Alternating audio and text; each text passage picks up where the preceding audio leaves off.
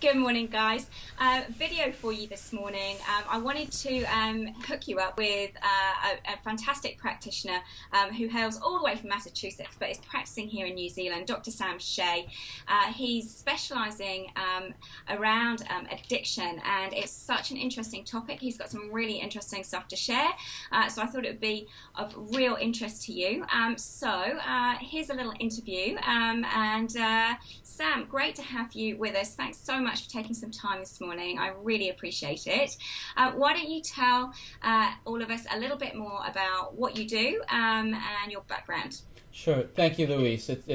I'm really happy to speak to you and to speak to your audience. What I do is I help people who are struggling with excessive cravings or addictions or anything that in their life they're finding a troubling relationship with, whether it's food or smoking or Facebook or even video games, sugar, chocolate, smoking, whatever it is, gossiping, shopping.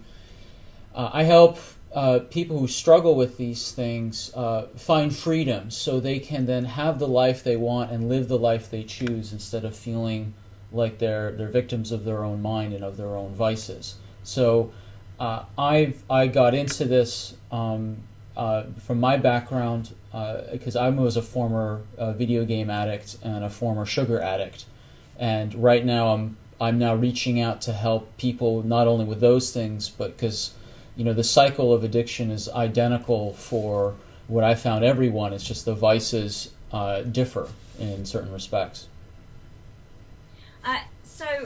Tell me a little bit about the typical client. Is it the video game? I think that must be an increasing addiction. So tell me a bit about the aspirations of the people that you like to work with. Well, the people like to, in general, in terms of all sorts of addictions and problematic relationships with things that they're overusing, is that the general aspirations people have is they want to feel free, they want to feel in control, they want to feel like they have a high sense of self-esteem and confidence in themselves, and that they aspire to live a life consciously and otherwise they're dealing with these challenges of feeling out of control, or they're struggling with relationships with their family, or they've overspent too much money, or they've maybe gotten in legal trouble depending on the vice, or they've lost opportunities at job or at work. And specifically to video games, it really varies in terms of the aspirations and challenges that people are going through based on the demographic. Because video games, in my opinion, is the fastest growing addiction in the whole world. And the typical demographic, the stereotype, if you will, of the under 18-year-old male, according to the Electronic Entertainment Software Association 2015 statistics, under 18 males only comprise 15% of the whole video game population. Really? Yeah, it gets even weirder. Who else is gaming? Well, funny you asked. 27% of all gamers are over the age of 50. And 33% of females, 33% of gamers are females over the age of 18, more than double the number of males under the age of 18. And here's why, and I know some people would be very confused. It's the genre that separates them. So for the males under 18, you're talking the typical first-person shooters or large war-based role-playing games like like World of Warcraft, or the team-based things like League of Legends, or the shooters. There's all sorts of shooters out there. Or the tag team shooters or whatnot. But then once you get into the older female bracket, and now it becomes the social iPhone games, Diner Dash, Candy Crush, Scrabble, Boggle, and the older you get, it transitions more towards these like Scrabble and Boggle type oldies board games. My own mother, she's in her 70s, and she's a medical doctor, and she spent hours on Boggle and Scrabble and the rest of it. So a video game's a video game, but there's a different genre depending on your demographic. So, and would things like Facebook and Pinterest count? They're hybrids. Under the big umbrella of screen addiction, you have video games, social media, and then passive consumption like television and movies. So video games are 100% immersive. Social media can be immersive or it can be passive, or it's a hybrid. And then the passive media like movies and TV, they're all passive. So social media is a weird hybrid, and it really depends on how you actually use it. So now if you take screen addiction as the umbrella, and then TV, your Game of Thrones, movie addiction, Facebook, any social media, there's like maybe 10 major social media platforms, and then video games, and then you'd subdivide video games into genres and demographics. So as you can see, the spiderweb gets very intricate very quickly. And also, it's increasing, presumably. I'll tell you how it's increasing specifically.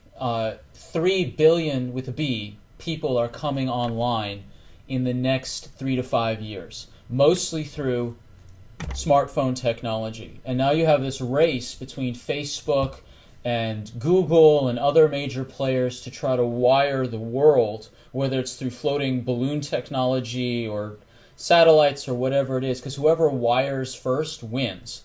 And you can tell me what amongst the first things that are going to be downloaded onto these things. It's going to be video games. And as more proof in the pudding, Activision Blizzard, the makers of Diablo and World of Warcraft, just purchased in November of 2015 the makers of Candy Crush and all their subsidiary games for, get this, $5.9 billion. God. Because of this. 3 billion customers in the next 3 to 5 years. That's why. You're going to be a busy man, Dr. Sam. Unfortunately, yes, in the sense that the problem is only going to get exponentially worse before it gets better. So my job is cut out for me. So could you tell me just a little bit about your story and your struggle and how you've got to your solution and how that's unfolded for you? So my story is, the short version of my story is that my parents divorced quite bitterly when I was 6 years old. And it was so bitter and so stressful that one of my sisters actually ended up in the hospital with a bleeding stress ulcer. And I handled it through numbing out with sugar and television, and later on at 8 years old it was video games, and it stayed video games. So that's a big clue for people to realize the nature of all addictions, which is all addictions begin with trying to cope with stressful belief systems inside the mind. I don't want to get too much into detail at the moment, but just so people have an understanding of the narrative is very common. There's a stressful situation, meaning that the situations themselves are not necessarily inherently stressful. It's the belief systems that are put upon them. And from those belief systems, even if the events are long gone, like 20, 30 years ago, those belief systems perpetuate, and I get so stressed out. And I played video games for 25 years. Okay, I gave up sugar basically a decade before I gave up video games. Yeah. And but the video game, that lasted 25 years, and until I dealt with what was in here, the video games just kept going. And what happened is that the way it started was with a divorce. But then when any new stressor came on board, whether it was physical or verbal bullying and being bullied in school, the stress of my sisters leaving one by one for college or foreign countries or whatever, the stress of social isolation in school, and then when puberty hit and that whole level of awkwardness with the opposite sex, and then you have deadlines and the pressures of trying to go to university, getting into good university, and all these other things. Any new stressor that came on, or any memory of a pre-existing stressor, video games became the immediate go-to emotional crutch. It became the go-to crutch, and that's the key thing that I've noticed with the people I've worked with, is that what is the go-to emotional crutch? Even if it's work or checking the news or reading Wikipedia where they feel, quote, productive, it is emotional crutch is an emotional crutch. So that's my story, and from that, it's such a details differ, but the theme is the same amongst people I've worked with who have addictions. And so tell me a little bit about the solution that you work with your clients through, and that your teleseminar is going to be about. Sure. The solution is, what I'll do is I'll just share this. It's much easier to get a visual on it, so I'll just share the screen. This is the addiction beast cycle. Now, this is the 5-phase model for addiction that I created, and I found applies to all addictions. Now, I'll show you where, well, some people say, well, people addicted to smoking, that's totally different than addicted to work. Yes and no. I'll show you where that gets specific. So, beast cycle, so B-E-A-S-T. So, it starts with B, believing a stressful thought. He left me, she doesn't love me, the world is unfair, I need to make a decision, there's too much to do, there's not enough time, there's not enough money, the world shouldn't be this way. Whatever it is, he hurt me, she rejected me, he hurt, whatever it is.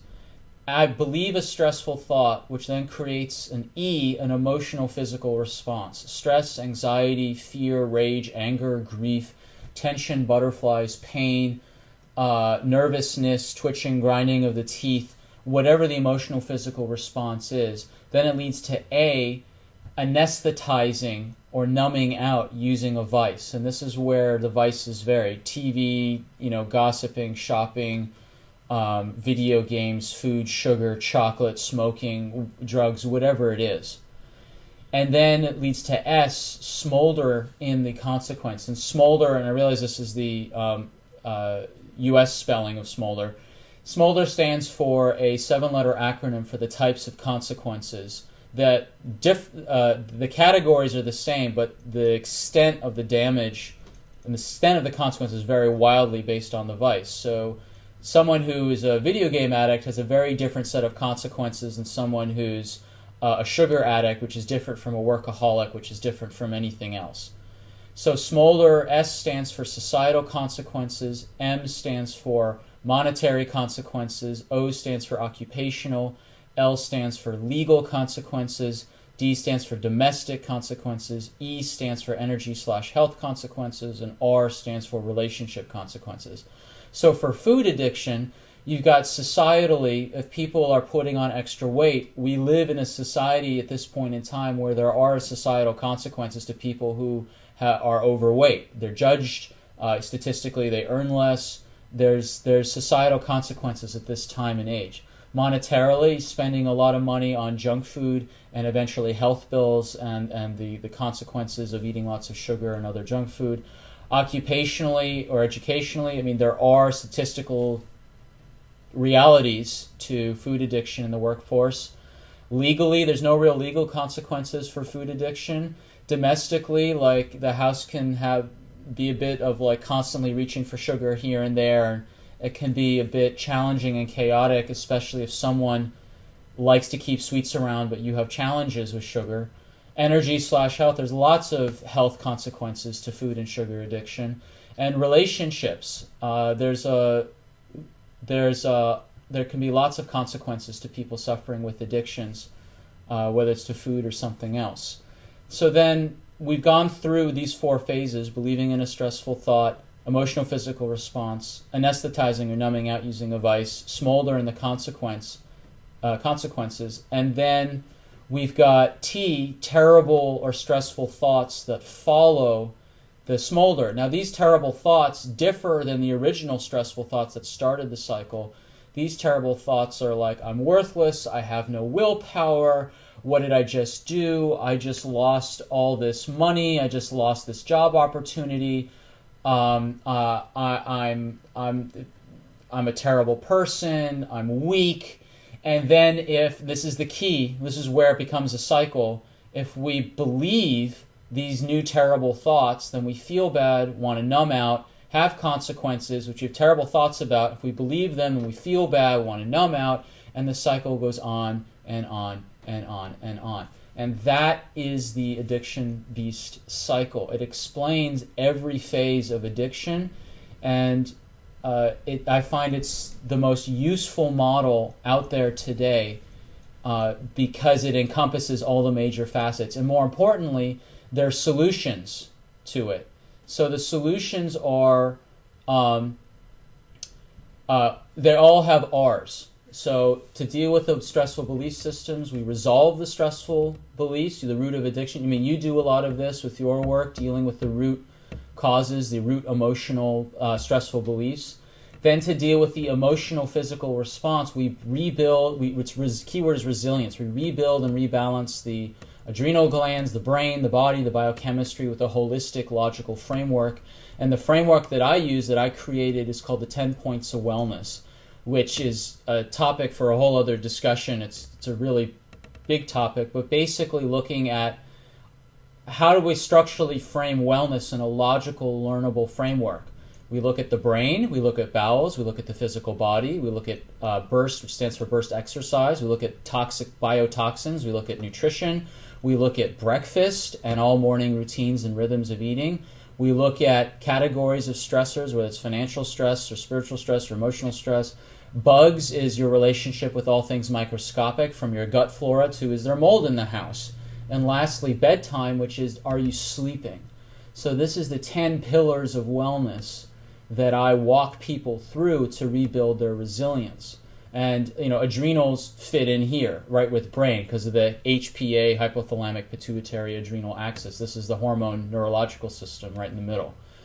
And then to deal with the anesthetize or numbing out phase, this is where you get vice specific. How do we restrict, remove, and replace the vice?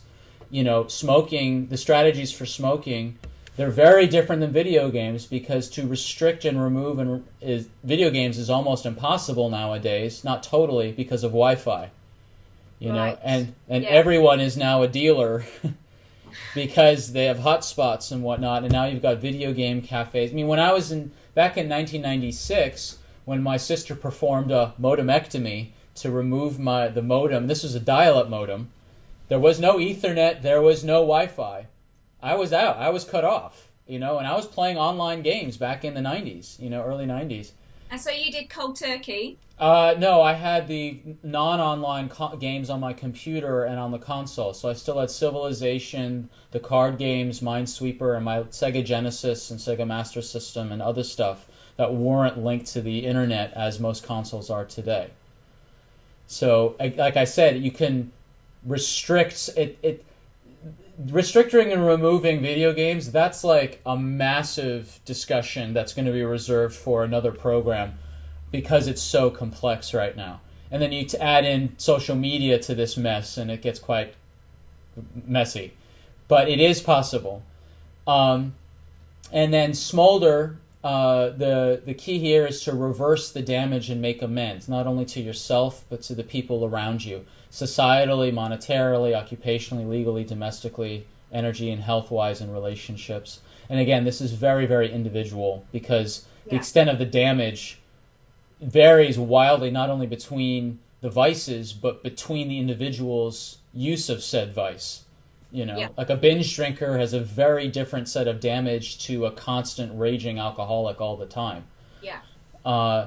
So for here, the terrible phase, terrible stressful thoughts, this is the bottom. This is where people hit bottom, in quotation marks. And this is where a lot of people decide that they need help, is they've hit bottom in their, bottom's a moving target for each individual.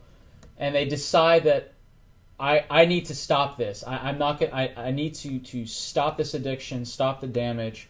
I need help. And this is where you reach out for help and accepting that there's an issue, assessing the situation, asking for help, and actioning the next steps to get better. And the actions are everything here: resolve, resilience, restrict, remove, replace, and reverse the damage. So this is my baby. This is the thing I'm most proud of, is this addiction model. This is what I want to bring to the world. I want to completely change the whole discussion around addiction into a practical, usable model that is easy to remember and logical for people to follow, especially those that are in the throes of addiction. Does this all make sense? Yeah, I particularly love the smolder. I think that's fantastic. Running through the consequences in those different categories, it's so easy to follow. And yeah, that smolder thing's jumping out to me like crazy. Thank you. Yeah, I spent a lot of time going through acronym finders and everything to figure out what would capture the energy of someone who is struggling with addiction. And to smolder is a very accurate experience of someone who's in the throes, who's kind of trying to understand what they just did after their use of the vice. Absolutely, absolutely. Whereas, life going up in flames and everything. I mean, there's everything about it. It's perfect. I love it. So can you tell us a little bit about some of the successes that you've had with people working with this model? Sure. Well, I mean, I haven't played video games in over a year and a half, which is great. And right now, I'm working with several... That's so productive. I'm constantly amazed at how much work you get done and how productive you are. So that's obviously why. Thank you. Right? It's the key thing is like what you do with your programs is consistency and keeping it top of mind and to be very honest about what's going on now and to keep moving forward, because the thing about if someone has a history of addiction, anytime there's a thing of stress that comes up, there's an impulse that can jump right to it, and it comes down to the awareness of, okay, here I am floating in this direction, and to be able to stop it at each phase, but more importantly, always going back to the root of addiction, which is the stressful belief systems, and to consistently, whether or not you're stressed out now, is to consistently work at those. Whether, and just keep chipping away, keep chipping, so that the cycle never begins. So what would you say are the top two myths that people have around addiction as an issue?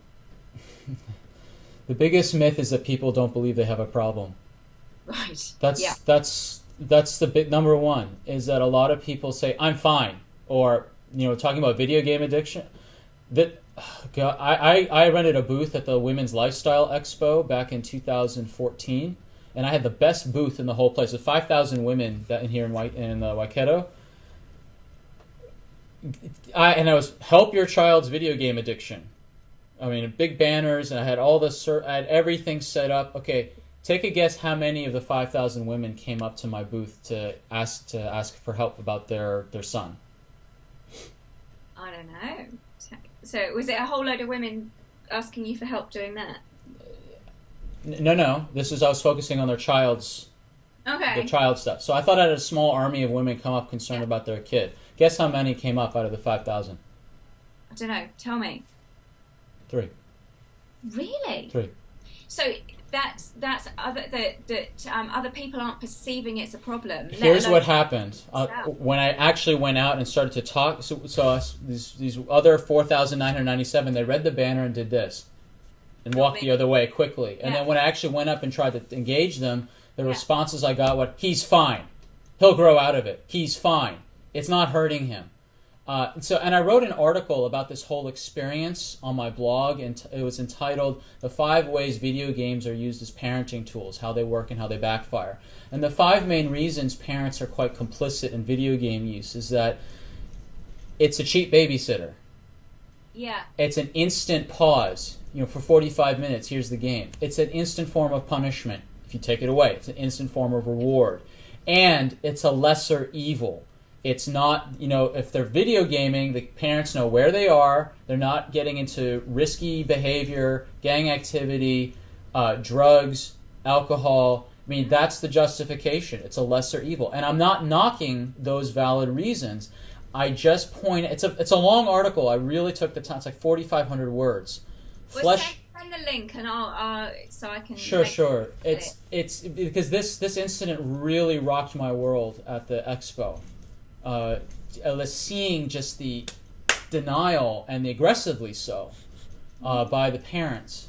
And so there's perks to video games for parents. And That's what I'm talking. Going back to the myth. The myth is that they don't see the problem either for themselves or for someone else. I'll tell you exactly the demographic of when it suddenly becomes a problem for parents. When they have finished high school and are failing in college, or they've returned from college back home, these boomerang kids, and they have no job, no girlfriend, and no future, and all they're doing is sitting in there leeching off the Ethernet bills and playing video games all day. And that's precisely what those three women were. They came up saying, my son came home from university, all he does is play video games, he's going nowhere. And this is even more sad and terrifying, I'm afraid to say anything because I'm afraid he's going to get violent with me. Have you seen this gamer rage? Yeah, because if you take it away, then they could just totally lose it. Yeah, and the reasons why that's a whole nervous system evolutionary trigger, anthropomorphic projection on your transposing yourself on the game, and you being killed by your digital character is now you, and it gets very complex very quickly, and it's a growing problem, and it's only going to get worse. And it's the fastest demographic where it's getting worse is in older women and little girls. And if you think it sounds creepy that the video game industry is now targeting little girls, you're right. It is creepy, and that's exactly what they're doing. And you can thank Kim Kardashian, actually, for her A-list app game. Man. She made this little A-list app game, which is now hooking little girls by the hundreds of thousands. Not to mention what the content is teaching them, but the fact that they're on these games now. So the golden goose has been older in terms of demographic to open up the market, has been little girls and older women, and they've succeeded on both ends. So that's truly terrifying. Yeah, I have to say that. I mean, that's really scary. So you talked through the model and the solution. Do you want to just talk to people about how to find out more? Do a 5-week crash course, a 5-week flourish out of your addiction crash course, where we go through 1 week is devoted to each of those 5 phases. Week 1 is beliefs. Week 1 is resolving beliefs. Week 2 is increasing resilience. Week 3 is restrict, remove, replace the vice. Week 4 is reverse the damage. Week 5 is reaching out for help. And we're going to go through. Now, this is a crash course. There's no way you can remove an addiction in necessarily 5 weeks. Okay, it's a crash course. I just want to set the expectations right here. Okay, this is an overview gateway course to find out more about this solution. If you've got a problem, when people go through this, they'll know more about how to deal with their own addictions than they've ever could have imagined. I mean, I am so devoted to this cause of reworking the entire way we deal with addictions that I'm just really passionate about this. Well, I've learned so much in the last half an hour. I just think this is such a growing issue. And for someone like yourself who's actually been through it and experienced it, I place a really high value on that experiential, the smarts that you get from that, as well as obviously all your qualifications and the smarts. It's the combination of the two that I think is really powerful, because you can relate to this issue at a really, really deep level. And it's interesting, as you've been talking, there's a couple of my clients actually who have sons with these issues, the not leaving home, just sitting upstairs gaming thing. And I think you're right, it's increasing, but obviously children get trained to it younger. And so that's when it's manifesting as a problem, but it's actually probably been there earlier. Yeah, and with video games it's quite insidious because it seems very innocent and very accepted. It's almost invisibly accepted right now. Video games are basically have the same social status of what smoking was 100 years ago, in my opinion, where you notice it when someone's smoking, but it's like, and if you don't like it, you just have to put up with it because that's what the culture is. So well, I thank you so much for bringing this work to the world, and it sounds like you're doing it at exactly the right time. your timing couldn't be better, and the model is obviously I do a lot of work on beliefs and thoughts and emotions myself, so you've got to go to that depth to get any kind of lasting change. And so I love everything that you've put in there, and the SMOLDER acronym is genius. Thank you. So I can't wait to see the program, and thank you so much for putting it out there to the world. It looks like a huge amount of work, for sharing your experiences and stories, and thank you for coming on and speaking with me today.